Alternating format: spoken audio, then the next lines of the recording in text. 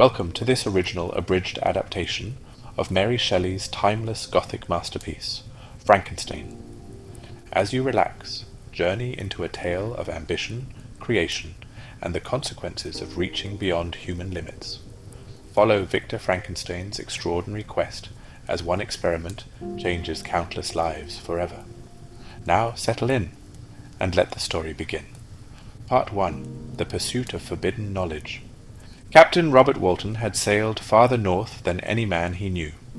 Ice surrounded his ship, and the endless white wilderness stretched to every horizon. He had devoted his life to discovering a new passage across the Arctic, convinced that glory and knowledge awaited beyond the frozen sea. One day, through the drifting mist, his crew witnessed an astonishing sight. A gigantic figure raced across the ice upon a dog-sled before vanishing into the distance. The following morning they discovered another sled drifting helplessly among the broken ice. Its dogs were almost all dead, and its driver was close to death himself. The stranger was brought aboard Walton's ship and slowly nursed back to health. Though exhausted and grief-stricken, he possessed an intelligence and dignity that immediately commanded respect. When Walton eagerly spoke of his own ambition to unlock the secrets of nature, the stranger regarded him with deep sorrow. "You seek knowledge," he said quietly. "So once did I. Learn from my misery." Then he began the story of his life. "I was born in Geneva," the stranger said, "and my name is Victor Frankenstein." Victor described a childhood filled with affection. His father was honorable and devoted to his family, while his mother, Caroline, had known hardship before finding happiness. Together, they created a home overflowing with kindness. When Victor was still a young boy, his parents adopted an orphaned girl named Elizabeth Lavinza. Beautiful, gentle, and compassionate, she quickly became the heart of the household. Victor loved her from the moment they met, regarding her as his closest companion and dearest friend. As they grew older, another faithful companion joined them, Henry Clerval, imaginative, adventurous, and endlessly loyal. Where Henry dreamed of noble deeds and heroic adventures, Victor found himself drawn towards mysteries no one else seemed to notice. While Elizabeth admired the beauty of the mountains, lakes, and forests around Geneva, Victor became fascinated by the hidden laws that governed the natural world. He longed to understand why life existed, why storms gathered, why living things grew, and whether death itself could ever truly be conquered. As a boy, he discovered the writings of ancient philosophers and alchemists. Their promises of hidden powers, immortality, and forbidden knowledge filled him with wonder. Although these ideas had long since been dismissed by modern science, Victor embraced them with youthful enthusiasm. His father dismissed the old books as nonsense, but offered little explanation. That single careless remark left Victor to pursue these dangerous ideas alone. Years later, he would often wonder whether everything that followed might have been avoided had someone simply guided him more wisely. Then fate intervened. During a violent summer storm, lightning struck a magnificent oak tree near his family's home. In a single blinding flash, the great trunk was reduced to shattered splinters. A visiting scholar explained that electricity, not magic, had caused such destruction. Victor listened in astonishment. For the first time, real science seemed even more powerful than ancient superstition. His curiosity only deepened. Soon afterwards, tragedy entered the Frankenstein household. Elizabeth fell gravely ill with scarlet fever. Victor's mother refused to leave her bedside until the young woman recovered. Elizabeth survived. Caroline Frankenstein did not. As she lay dying, she took Victor's hand and placed it in Elizabeth's. "My children," she whispered, "my greatest hope has always been that one day you will care for one another."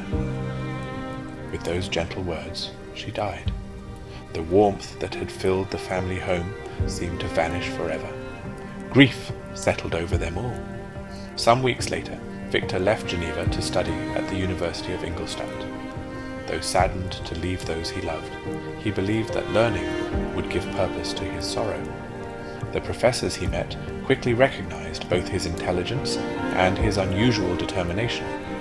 One encouraged him to abandon the outdated dreams of the alchemists and devote himself entirely to modern chemistry and natural philosophy. Another spoke with such passion about scientific discovery that Victor felt every dormant ambition awaken once more. From that moment his life became consumed by a single obsession. He studied day and night. He neglected sleep. Food became an inconvenience. Friends became distant memories. His entire world narrowed to one overwhelming question. If science could explain life, could it also create it? Victor pursued every branch of anatomy, chemistry, and physiology with relentless determination. He spent countless hours in laboratories and dissecting rooms, studying the delicate machinery of the human body. The boundary between life and death no longer seemed fixed. It appeared to him as a puzzle waiting to be solved. Years of exhausting labor finally rewarded him with a discovery so astonishing that he scarcely dared believe it himself. He had uncovered the secret he had sought for so long, the secret of giving life to lifeless matter. And with trembling excitement, Victor Frankenstein began the work that would destroy everything he loved. Part 2. The Creature Awakens. Victor Frankenstein threw himself into his work with a devotion that bordered on madness. Months became years. He scarcely left his laboratory. Letters from home went unanswered. Seasons changed beyond his windows unnoticed. His friends believed him consumed by study, but none could have imagined the true purpose of his experiments. He gathered together the materials for a single, impossible creation. To make his work easier, he chose to fashion a being far larger than an ordinary man. Every muscle, every limb, every feature was assembled with painstaking care. He believed he was creating something magnificent, a triumph that would banish disease and perhaps even conquer death itself. At last, on a bleak November night, the work was finished. Rain lashed against the windows. A solitary candle burned beside the table. With trembling hands, Victor completed the final step of his experiment. For one endless moment, nothing happened. Then the creature's dull, yellow eye opened. Its chest drew a slow breath. One hand twitched. Life had entered the lifeless body. Victor stared in horror. The beautiful creation he had imagined existed only in his dreams. Its watery eyes scarcely seemed alive. Black lips stretched across teeth that gleamed unnaturally white. Its skin barely concealed the muscles beneath, and its enormous frame made every movement disturbingly unnatural. The thing looked at its creator. It reached towards him with an uncertain hand. Victor fled. He rushed from the laboratory into the darkness, unable to bear the sight of the living being he had sacrificed everything to create. All night he wandered the streets of Ingolstadt in terror. By morning his exhausted mind could scarcely distinguish nightmare from reality. As he returned towards his lodgings, a familiar voice called his name. Henry Clerval. Victor could hardly believe his eyes. His oldest friend had travelled from Geneva to continue his own education, and had come hoping to surprise him. Henry greeted him with warmth and delight, but immediately noticed how pale and feverish Victor appeared. Together they climbed the stairs to Victor's apartment. Victor's heart pounded. What if the creature was still there? He slowly opened the door. The room was empty. The being had vanished. Relief overwhelmed him, but only for a moment. The strain of the past 2 years proved too much. Victor collapsed into a violent fever. For many months he drifted between consciousness and delirium. Henry rarely left his side. Patiently, day after day, he nursed his friend back to health, without ever knowing the terrible secret Victor carried. When at last Victor recovered, Henry gently encouraged him to abandon his unhealthy studies. Together, they walked through the countryside, read literature, and enjoyed simple conversation. For the first time in many months, Victor felt something resembling peace. Then a letter arrived from home. His younger brother, William, had been murdered. Victor scarcely finished reading before beginning the journey back to Geneva. His heart was heavy with grief, yet another fear haunted him. Could the creature still be alive? As he approached the city, a violent storm rolled across the mountains. Lightning flashed over the surrounding cliffs. For a single terrifying instant, the brilliant light illuminated an enormous figure climbing effortlessly among the rocks. Victor recognized him immediately. The creature lived. In that dreadful moment, Victor became convinced that the being he had created had murdered little William. Yet who would believe such a story? He kept silent. When he reached his family home, fresh sorrow awaited him. A small portrait that William had been carrying had disappeared. The precious keepsake had later been discovered inside the pocket of Justine Moritz, a gentle young woman who had grown up alongside the Frankenstein family and was loved almost like a sister. She protested her innocence. No one listened. The evidence appeared undeniable. Victor knew she had been falsely accused. He knew another hand had placed the portrait there. Again and again he considered revealing the truth. Again and again he remained silent. Who would believe that a creature stitched together from lifeless bodies now wandered the forests around Geneva? Unable to defend herself against such overwhelming suspicion, Justine was found guilty. Even then she refused to accuse anyone else. She met her fate with quiet dignity, forgiving those who had condemned her. Victor watched in helpless despair. 2 innocent lives had now been destroyed because of his ambition. William was dead, Justine was dead, and somewhere beyond the mountains, the creature still walked the earth. Haunted by guilt too terrible to confess, Victor withdrew from everyone he loved. The magnificent Alps, once symbols of peace and wonder, now became the only places where he hoped his tormented mind might find a moment's rest. But among those lonely glaciers, someone was waiting for him. Part 3. The Creature's Story. Victor climbed high into the Alps, hoping that the grandeur of the mountains might quiet the torment within his mind. Snow glittered beneath the sun. The glaciers stretched endlessly before him. For a brief moment, surrounded by such immense beauty, he almost forgot his grief. Then he saw a figure approaching across the ice. It moved with impossible speed, leaping effortlessly over deep crevasses until it stood before him. The creature. Victor cried out in horror, "Monster! Murderer! You have destroyed everyone I love!" He rushed forward in anger, but the creature did not strike back. Instead, it spoke. Its voice was deep, calm, and unexpectedly gentle.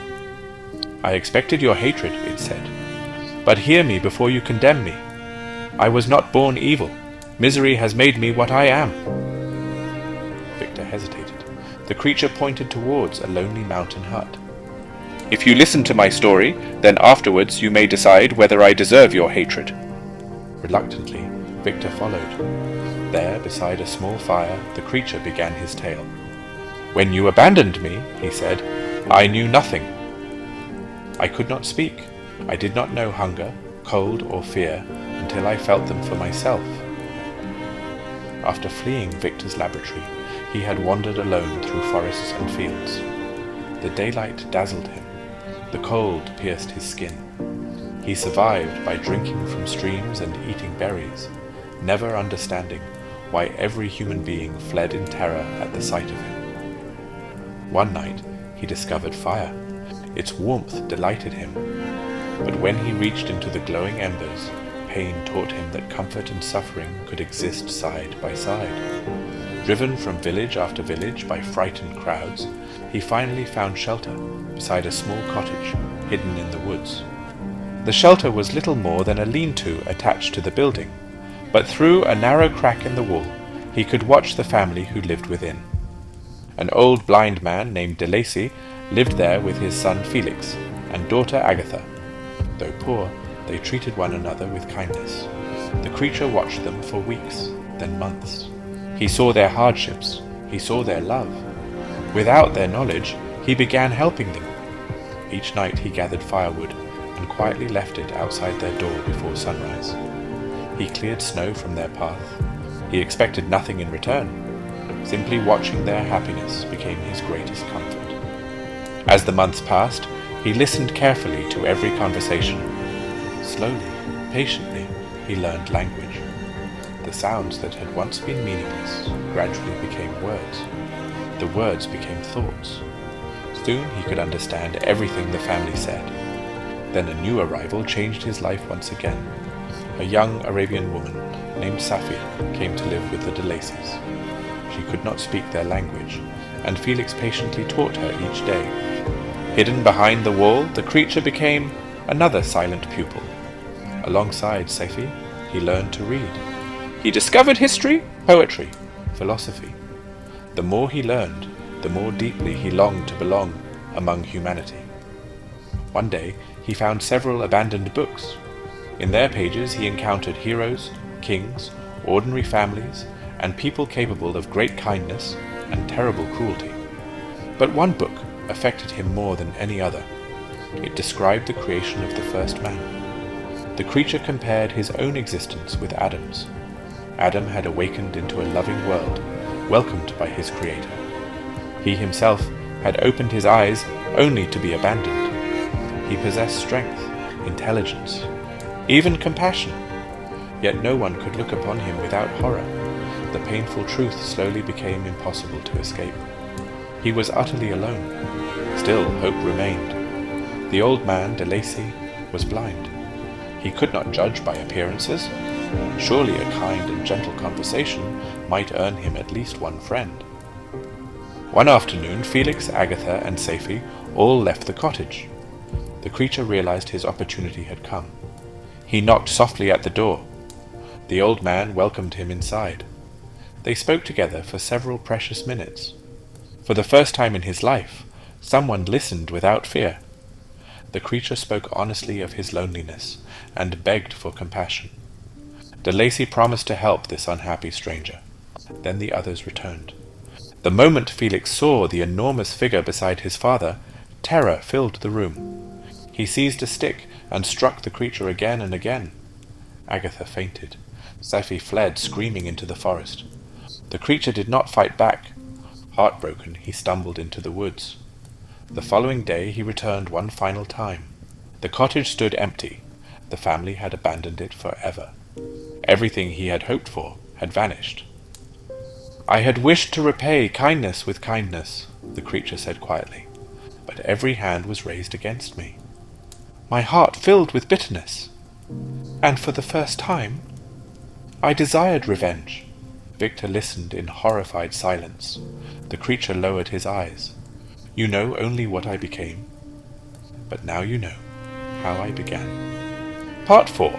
A Terrible Promise. The creature sat in silence for a long while. Then he continued. "After the de Lacy family abandoned their home, I wandered without purpose. Every face I met showed only fear.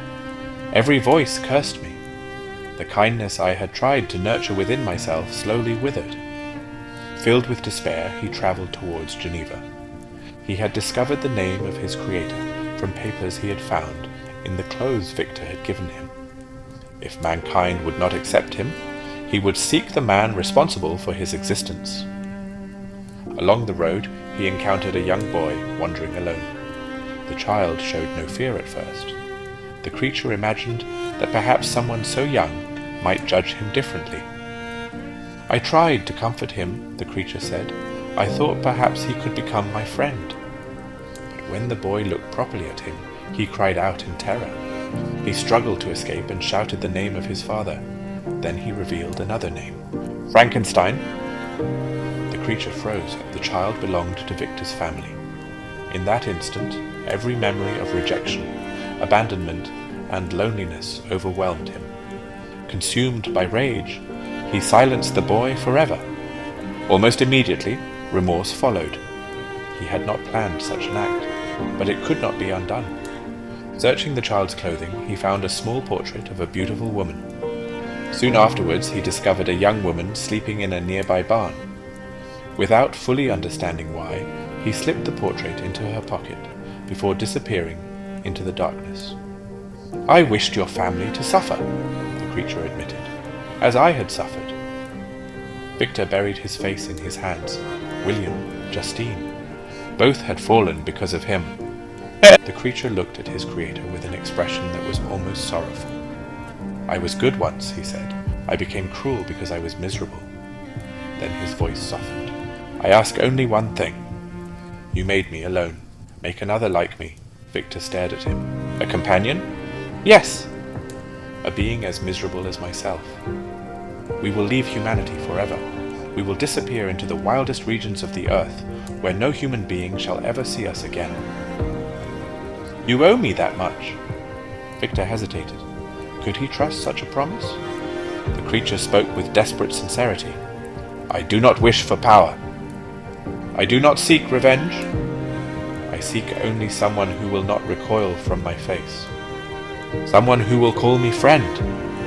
Victor thought of the terrible loneliness described in the creature's story. He thought of the innocent being who had once gathered firewood for strangers and longed only for kindness. At last he spoke. "If I create another, you must both leave mankind forever." The creature's eyes filled with hope. "I swear it." "I shall trouble humanity no more." With that promise he vanished into the mountains. Victor returned to Geneva, carrying a burden heavier than ever before. Should he keep his word? If he refused, perhaps the creature would continue killing. But if he succeeded?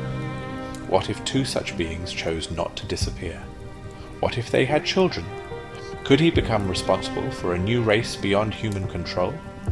The question haunted him day and night. Unable to reach any certainty, Victor traveled to England under the pretense of continuing his scientific studies. Henry Clerval accompanied him, delighted by the opportunity to explore Europe together.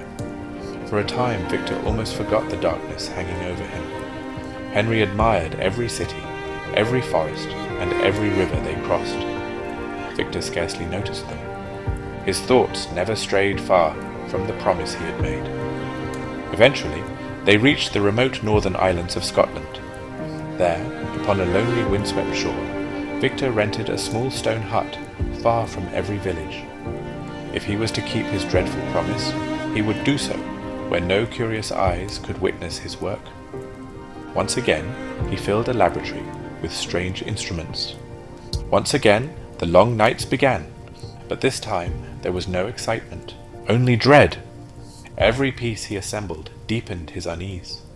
Every passing day strengthened the fear that he was preparing a catastrophe even greater than the first. One stormy evening, Victor happened to glance through the window. Standing upon the rocks beyond the sea, watching him, was the creature, silent, patient, waiting. "No!" Victor looked down at the unfinished figure lying upon his table. Suddenly, he saw not salvation, but disaster. With one violent movement, he tore the unfinished creation apart. The creature watched every moment. A howl of fury echoed across the waves. Moments later, the creature stood outside the hut. His face, once pleading, now burned with rage. "You have destroyed my last hope," he said, "and you have broken your promise." Victor stood his ground. "I will never create another monster." For several long moments neither spoke. Then the creature's anger became terrifyingly calm. "You are my creator," he said quietly, "but I shall be with you on your wedding night." Before Victor could move, the creature disappeared into the darkness. Victor was left alone, knowing the threat had only just begun. Part 5. The Wedding Night. Victor stood alone in the ruined laboratory, the creature's final words echoing in his mind. "I shall be with you on your wedding night." Certain that the monster now intended to kill him, Victor resolved to face his fate. Before leaving the lonely Scottish island, he gathered the remains of the unfinished creation. Under cover of darkness, he carried them out to sea and cast them into the waves. As he drifted across the water, a fierce wind suddenly rose. The current swept his small boat far from shore. For hours he struggled against the sea until, exhausted, he finally reached land. But safety did not await him. The local authorities arrested him on suspicion of murder. A gentleman, had been found dead upon the beach only hours before Victor's arrival. Reluctantly, he was taken to identify the body. As the sheet was lifted, Victor cried out in horror. It was Henry Clerval, his oldest friend, his loyal companion, his gentle, generous friend. Strangled, Victor collapsed. The shock shattered his mind. For weeks he drifted through fever and delirium, scarcely aware of the world around him. He raved about monsters and death, while those caring for him believed grief had driven him mad. Eventually, word reached Geneva. Victor's father travelled to Scotland and secured his son's release after it became clear he could not have committed the crime. Broken in body and spirit, Victor returned home. His father hoped that familiar surroundings might restore some measure of peace. Instead, every room reminded Victor of those he had already lost. William, Justine, Henry. 3 innocent lives destroyed because he had dared to interfere with the mysteries of life itself. Only Elizabeth remained. She welcomed him with the same kindness she had shown since childhood, though she could not fail to see how deeply sorrow had changed him. Victor longed to tell her everything. Again and again he resolved to confess. Again and again he remained silent. Who could possibly believe such an impossible story? As the months passed, their long-planned marriage approached. Elizabeth sensed that some terrible burden weighed upon Victor's heart. One evening she asked gently, "If there is something that has changed your feelings, if you no longer wish to marry me, tell me honestly." Victor took her hands. "My affection has never changed." He spoke truthfully. He loved her more than ever, but he believed that after the wedding the creature would come for him. If he could survive that final confrontation, then Elizabeth would at last be safe. The wedding took place quietly beside the shores of Lake Geneva.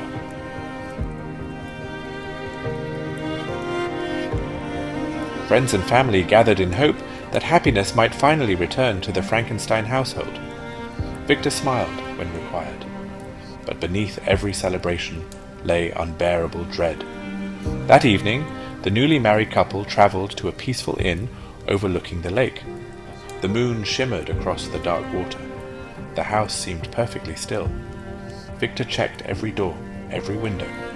He carried pistols beneath his coat. The creature had promised to come. Victor believed he alone was the intended victim. As darkness deepened, Elizabeth retired to her room. "I shall only be a moment," Victor told her. He stepped outside to search the grounds one final time. Silence. Only the gentle movement of the water. Then, a terrible scream shattered the night. Victor raced back inside. He burst into the room. Elizabeth lay motionless upon the bed. The creature stood beside the open window. For one dreadful moment their eyes met. The monster smiled, not with joy, but with the bitter triumph of revenge fulfilled. Then, with astonishing speed, he sprang through the window and disappeared into the darkness. Victor pursued him across the shore. He fired his pistol into the night. The echoes rolled across the lake, but the creature had already vanished. Victor fell to his knees. Everything he had loved was gone. When news reached Geneva, the final blow proved too much for his aging father. Overwhelmed by grief, he died soon afterwards. Now Victor stood utterly alone, his family destroyed, his friends buried, his future in ruins. Only one purpose remained. He swore before the graves of those he loved that he would hunt the creature to the ends of the earth, not for revenge alone, but to ensure that no other family would ever suffer as his had. Soon afterwards, as if answering the oath itself, the creature appeared upon a distant hillside. He did not flee immediately. Instead, he looked back, almost inviting the pursuit. Then he disappeared into the wilderness. Victor followed without hesitation, across forests, across mountains, across frozen rivers. The chase carried him farther north than he had ever imagined possible. Whenever Victor believed he had nearly caught his enemy, the creature vanished once more, leaving only footprints in the snow, or mocking messages carved into trees and rocks. The pursuit became Victor's entire existence, creator and creation, hunter and hunted, drawn together by hatred, towards the frozen wilderness where their story would finally reach its end. Part 6. The Last Pursuit.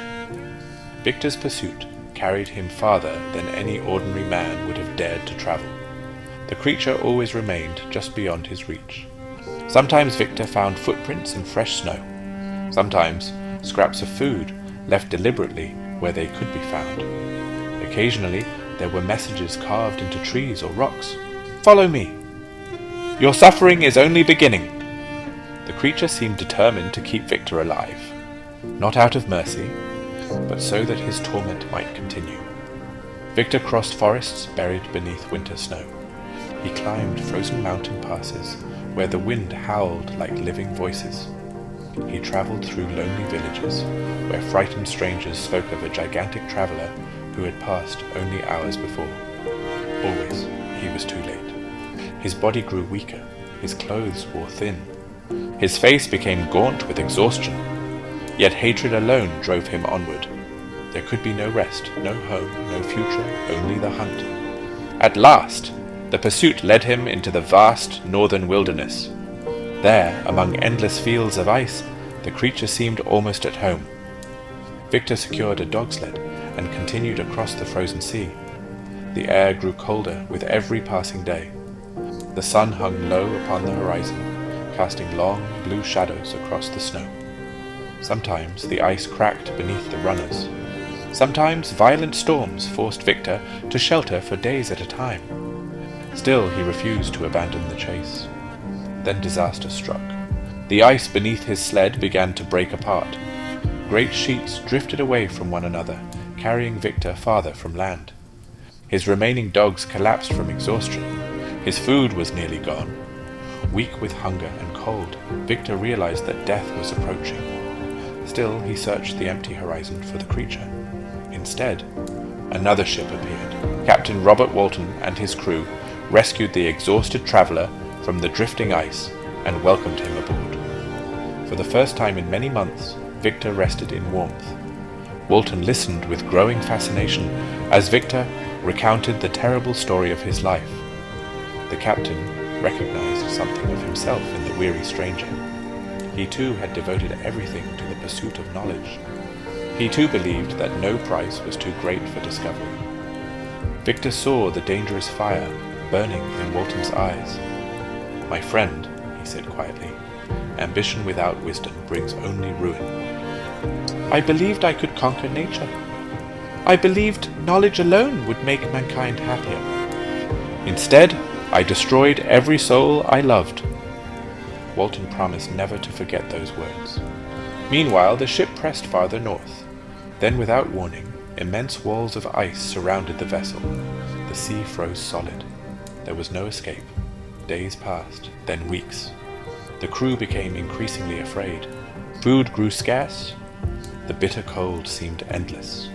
Many begged Walton to turn back while escape was still possible. But the captain hesitated. His dream stood before him. Beyond the frozen barrier lay the unexplored world he had sought for so many years. Victor urged him onward. "If danger alone stands in your way," he said, "do not surrender." But as he spoke, he was seized by a violent fit of coughing. His strength was almost gone. That night, Walton found him lying quietly in his cabin. Victor knew the end had come. "My task is unfinished," he whispered. "If you encounter the creature, remember that he is dangerous beyond imagining." His breathing became slower. "I wished to bring greatness to mankind. Instead, I brought misery." With those final words, Victor Frankenstein died. Walton mourned him deeply. Though they had known one another only a short time, he had come to regard Victor as a friend. Soon afterwards, the wind changed. The ice finally began to break apart. Walton looked upon his frightened crew. He remembered Victor's warning. At last he made his decision. The voyage would end. They would abandon the search for glory and return home. Yet one final mystery remained. The creature had not been found. Somewhere beyond the frozen sea, the being Victor had created still lived, or perhaps Even now, he was drawing near. Part 7. The Creature's Farewell. Victor Frankenstein's body lay in silence. The ship creaked gently as it drifted among the breaking ice. Captain Walton remained alone beside his friend's body, reflecting on the terrible history he had just heard. Then he heard a sound. Soft footsteps. He turned. A towering figure stood in the cabin doorway. Its enormous frame was bent with grief. Its yellow eyes rested upon Victor's lifeless face. For a long moment, neither moved. At last, Walton realized who stood before him. The creature. Instinctively, he reached for a weapon, but the being made no attempt to defend himself. Instead, he slowly approached the bed where Victor lay. He gazed upon his creator with an expression of such profound sorrow that Walton hesitated. Then the creature spoke. "My creator is dead." His voice was heavy with exhaustion. "I have caused his suffering. And now there is no one left in all the world who belongs to me." Walton could scarcely contain his anger. "You deserve no pity," he said. "You murdered the innocent. You destroyed everyone he loved." The creature bowed his head. "I know. My crimes cannot be undone. I do not ask forgiveness." He looked once more at Victor's still face. "When I first opened my eyes, I knew nothing. I desired affection. I wished only for kindness. But everywhere I went, I was driven away. I learned hatred from those who hated me. I became a monster because I was treated as one." Walton remained silent. The creature continued, "Do not mistake my words. I do not excuse what I have done. William was innocent. Justine was innocent. Henry was innocent. Elizabeth was innocent. They suffered because I wished my creator to suffer. And every act of revenge left me more miserable than before." He covered his face with one enormous hand. "My victories brought no peace. My hatred consumed only myself." For several moments the cabin was silent, except for the groaning of the ship against the ice. Then the creature looked towards Walton. "You admired Victor. So once did I. He possessed brilliance beyond any man. But he abandoned responsibility for what he created, and I abandoned every hope of goodness. Together, creator and creation had destroyed one another." The creature stepped towards the open cabin door. "The task that remains belongs to me alone." Walton asked quietly, "What will you do?"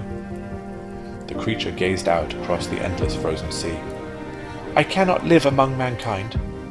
There is no place for me. My creator is gone. My enemies are gone. My revenge is finished. My misery remains." He turned once more to Victor. "I once believed that if he suffered as I suffered, I would finally know peace. I was wrong. Only emptiness remained." His voice became almost a whisper. "I shall trouble humanity no longer. I shall seek the farthest wilderness. There, my life shall end." Walton watched as the creature climbed silently onto the deck. The Arctic wind swept around him. Beyond the ship stretched an endless world of snow, ice, and darkness. For a final time the creature looked back, not with anger, not with triumph, only with unbearable loneliness. Then he stepped onto a drifting sheet of ice. The current slowly carried him away. Walton watched until the immense figure became smaller and smaller against the frozen horizon. Soon, it disappeared into the white wilderness. No one ever saw the creature again. Victor Frankenstein had devoted his life to conquering nature. The creature had devoted his life to seeking love. Both had been destroyed by obsession, and Captain Walton, having witnessed their tragedy, turned his ship towards home. For he now understood that there are some discoveries whose cost is simply too great. Part 8. Epilogue. The Legacy of Frankenstein. The frozen sea closed behind the drifting figure. Captain Walton remained upon the deck long after the creature had vanished into the Arctic mist. Whether the being fulfilled his promise, no one could ever know. No trace of him was found again. In time, Walton's ship escaped the ice and returned safely to England. There he carried with him not fame or glory, but the remarkable account of Victor Frankenstein, a story unlike any other he had ever heard. It was a tale of brilliance without wisdom, of ambition without restraint, of a creator who dreamed of conquering death, yet failed to accept responsibility for what he had brought into the world. Victor had believed knowledge alone would lead humanity forward, but knowledge without compassion or humility had become destruction. The creature's story carried a different tragedy. He had not entered the world as a monster. He had entered it as an innocent. He learned language. He admired beauty. He longed for friendship. He performed quiet acts of kindness for strangers who never knew his name. Again and again he reached towards humanity. Again and again humanity turned away. Each rejection hardened his heart until loneliness became anger, and anger became revenge.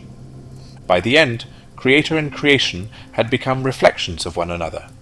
Victor allowed obsession to consume his life. The creature allowed hatred to consume his soul. Neither found the peace they sought. Mary Shelley's story reminds us that our greatest creations do not end when they are made. They continue to shape the world long after they leave our hands. Every discovery carries responsibility. Every act of compassion or cruelty can change another life forever. Perhaps that is why Frankenstein has endured for generations. It is more than a Gothic tale of science and horror. It is a story about loneliness, about responsibility, about the dangers of pride, and about what can happen when the need to be loved is met only with fear. Thank you for listening to this original, abridged adaptation of Frankenstein. If you enjoyed this journey into one of literature's greatest Gothic novels, there are many more classic stories waiting to be rediscovered. Until next time, good night.